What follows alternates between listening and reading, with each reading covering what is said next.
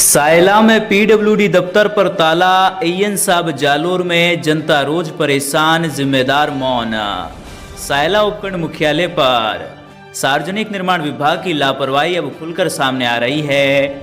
हालात ऐसे बन गए हैं कि अगर किसी को सहायक अभियंता से काम है तो उसे सीधे जालोर जाना पड़ता है। सायला में मौजूद विभाग का ब्लॉक स्तरीय कार्यालय पिछले कई महीनों से लगभग बंद पड़ा है। यहाँ न तो अधिकारी आते हैं और न ही कर्मचारी, और अधिकतर दिनों तक ताला ही लटका मिलता है।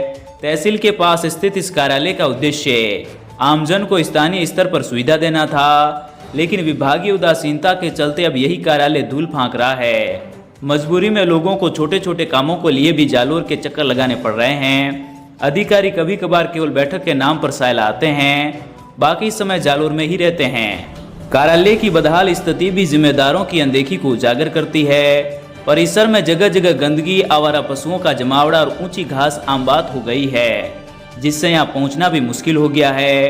रात के समय तो स्थिति और भी खराब हो जाती है। कोई भी आवारा व्यक्ति अंदर घुस जाता है। स्टेट हाईवे से जुड़े निर्माण कार्य, भवन अनुमति और सुरक्षा प्रमाण पत्र जैसे जरूरी कामों के लिए आने वाले लोगों को ताले लगे गेट देकर निराश होकर लौटना पड़ता है।